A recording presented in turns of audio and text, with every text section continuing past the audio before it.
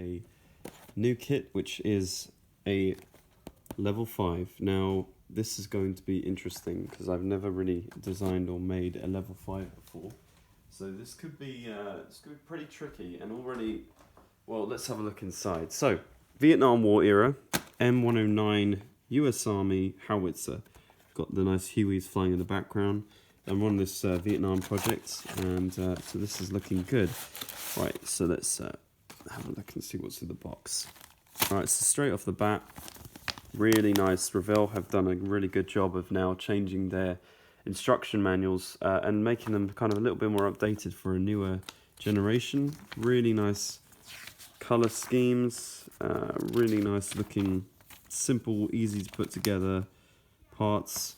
I mean, you can see why this is a level 5. Look at all the detail. I mean, this is just the wheel runners here, as you can see.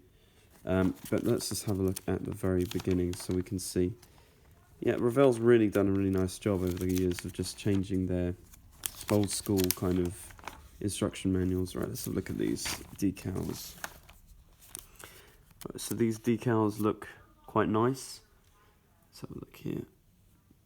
So it's really good quality. Very simple as well, some really nice detail in there as well. So that's going to be quite nice to put together, so we'll put those to one side. Looks like this is some wheels, some rubber wheels that might have to be put on some extras, so that's going to be quite a lot of work. A lot of parts to this, doesn't seem like it, but there's actually quite a lot. And the actual cowlings as well for the gun, they have to be put together very, very delicately. I mean, the actual chassis for the tank, the main body of it, comes apart in various different pieces, as you can see here. So this is going to be interesting to build. But this definitely looks like a fun one, so I'm looking forward to building this, and we'll see how it looks very, very soon. But that is a nice looking set of instructions. It's not bad. It's looking quite nice, some interesting kind of parts to it. Let's just have a look.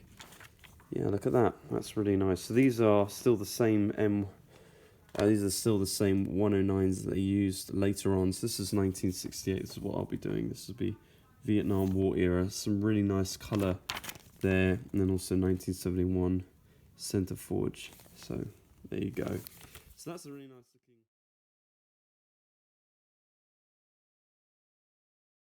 Right, so let's have a look at these pieces, which I've already got some that are loose. So let's have a look here. So just a wheel arch for the cowling there. That's just all that's loose. Right. Let's just see what we've got.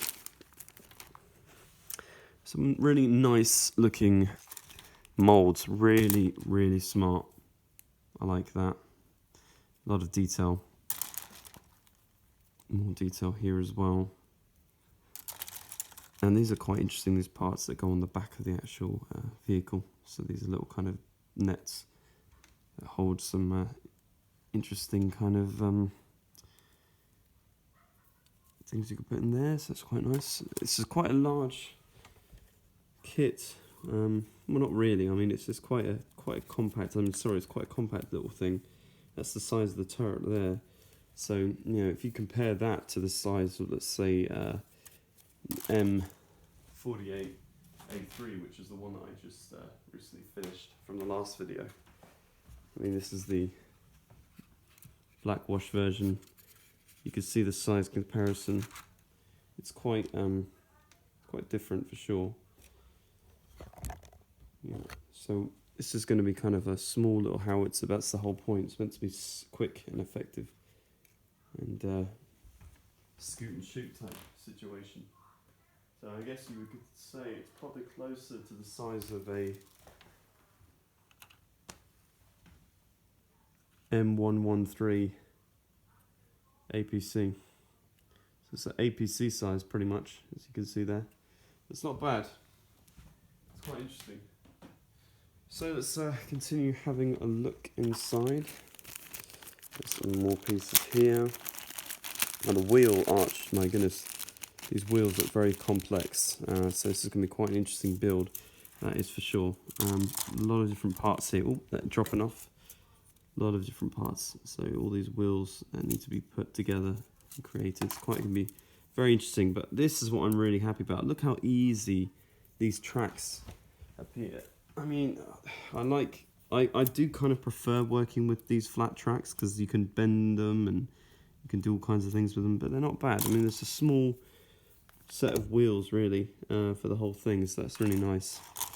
Again, these are just a couple of wheels really. And what's nice about this is these went into combat, and these, especially in Vietnam, they had a mounted machine gun on top because you never knew when the Viet Cong would be around the corner. So we've got a nice 60 cal here. No, sorry, 50 cal I think, or 60 cal. You can never really tell the difference at times. But some really nice detail. So I'm looking forward to that. It's a shame there's no crew. One of my pet peeves is that when there's no crew members. But I think I need to find some check marks to see if they've got anything. But that's a big gun, look at that, that's fantastic. It's 155mm big howitzer, so you'll probably see some footage of that soon. It's looking good. I think the molds are nice. Got some nice detail in here. We've got some kind of really well designed molds with these kind of like intricate parts. There's a bit of rope there, a bit of wiring. So it's going to be very fiddly, that's for sure, but it definitely is going to be a good one to build. I'm surprised it's a level 5. I'd be interested why. Maybe it's probably the amount of parts. It is a lot of parts for a Revell kit especially. But we're going to put it together.